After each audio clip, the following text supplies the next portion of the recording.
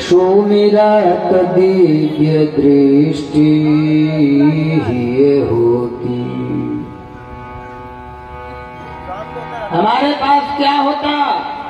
कौन कहते हैं? तुलसीदास जी कह रहे हैं कि आपको कुछ प्राप्त करना है तो पहले दिव्य दृष्टि आपको लाना होगा अपने भीतर। दिव्य दृष्टि जैसे महाभारत में संजय के पास थी दिव्य दृष्टि। किसके पास? संजय। गीता का, श्रीमद् भगवत गीता का पहला श्लोक कहता है, धर्म क्षेत्रे कुरुक्षेत्रे समवेतायुत्सवा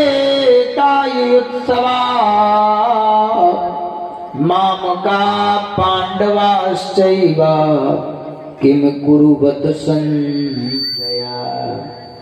मामका पांडवाश्चैव किम कुरुवत संजया। ए संजय, तुम बताओ उस धर्म के क्षेत्र में, उस रणभूमि में कौरव और पांडव दोनों लड़ने के लिए पहुंच गए हैं, तो ये बताओ वो दोनों में क्या हो रहा है? किसने पूछा?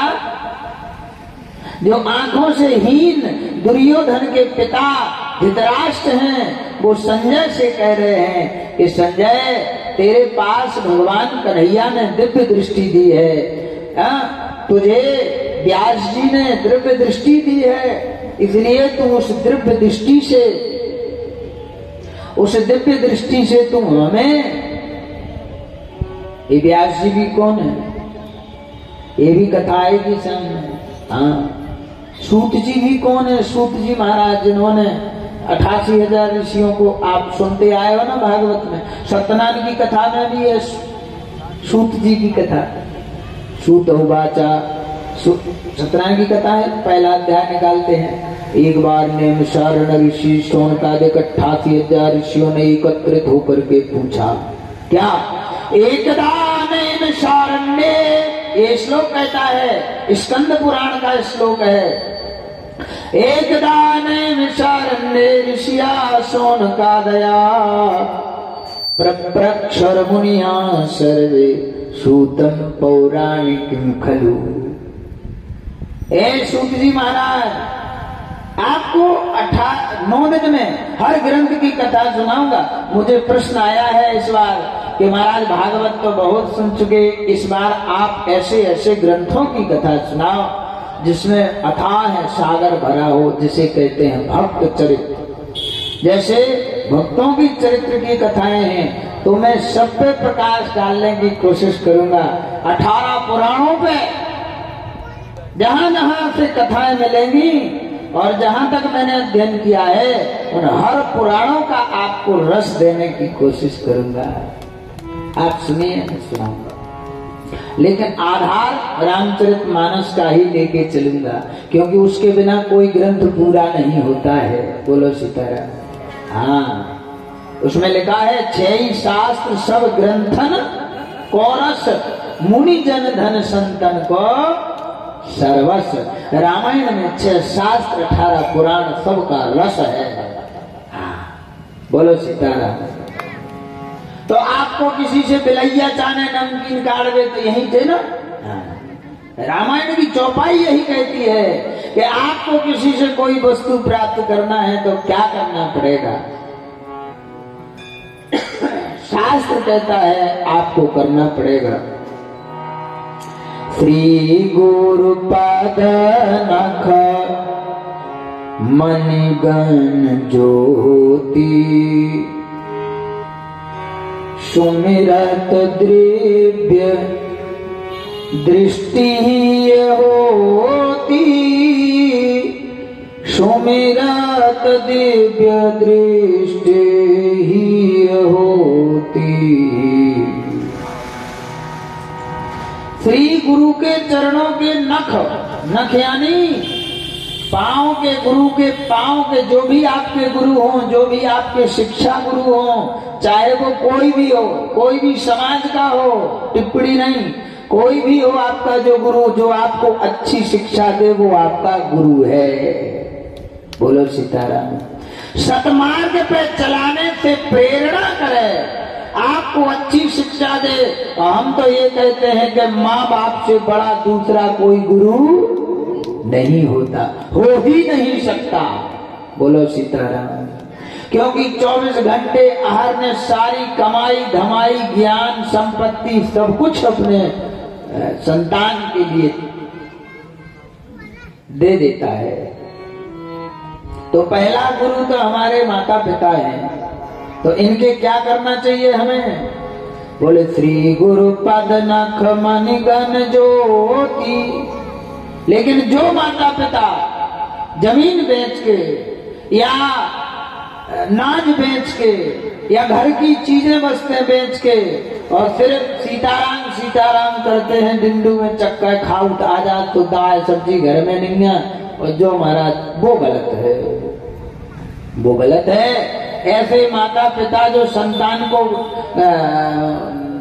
नदी में फेंकने का, धार में फेंकने का, बहा देने का काम कर रहे हो, ऐसे माता पिता से प्रार्थना है कि आप अपने बेटों को शिक्षित बनाओ, आप अपने बेटों की जीवन धार में मत धकेलो, है ना, अच्छे मार्ग पे चलाओ, समाज को अच्छे राह पर ले चलो, सत्संग अच्छे राह पर ले चलो।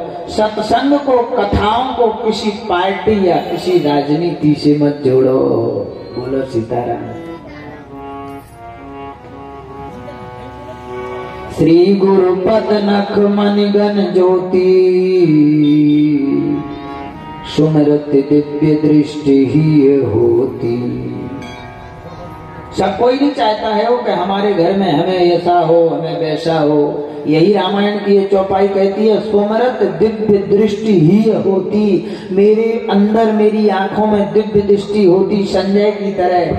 जैसे संजय को महाभारत में श्री हमारे व्यास जी महाराज ने दिव्य दृष्टि दी थी, भगवान कन्हैया के कहने पर दिव्य दृष्टि जैसे संजय को प्रदान करी थी, ऐसी रामचरितमानस कहती है, रामचरितमानस की चौपाई कहती है कि आपको भी दिव्य दृष्टि यदि मिल जाए तो क्या करोगे?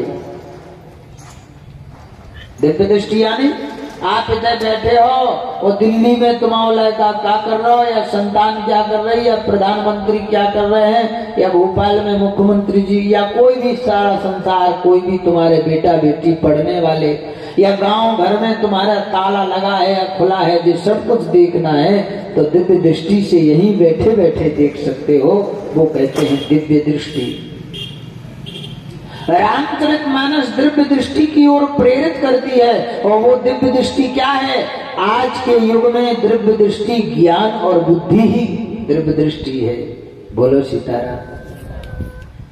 हमारी तपस्या उतनी तो नहीं है जितनी पहले के साधु महात्माओं के पास थी, पर मेरे भाई इतनी तो हम कर ही सकते हैं कि किताबों से ज्ञान तो गुरु के द्वारा हम अर्जित कर ही सकते हैं। उन्हीं किताबों में सारी दिव्य दृष्टि भरी पड़ी है, परिवार को चलाने की भी और खुद अच्छे मार्ग पे, अच्छे चरित्र पे चलने की भी। ये सारे ज्ञान इन ग्रंथों में और उन किताबों में स्पष्ट रूप से वर्णन है। रामचरितमानस की आगे की चौपाई कहती है, दलन मोहितम शोष प्रकाशु, बड़े भाग्योर आवै जासु। हमारा ये मोह है, ये मोह ही हमारा हमें पतन की ओर ले जाता है। अब प्रमाण कहाँ है? विचार करो आप। रामचरितमानस में लिखा है कि दलन मोह तम शोष प्रकाशु, ये मोह के रूपी अंधकार में जो हम डूबे हुए हैं। बोलो सीताराम। एक बार जोर से बोलो सीताराम। दलन के अंधकार में जो हम डूबे हुए हैं, मैं अरु तोर मोर ते माया। जो हमारा का जो नाती जे कक्का जे चाचा जे हमारे जे पराए जे उनके जे इनके जे ठिकाने जे ढिकाने कब तक है? जब तक शरीर में प्राण है। और प्राण चले गए सो ना मम्मा काऊ को, ना काकी किसी की, ना बेटा किसी का, सारे के सारे रिश्ते वहीं के वहीं बे गए। दो सितारा वही पे काय पे ठटवी पे राम नाम सीताराम। सत्य है वो।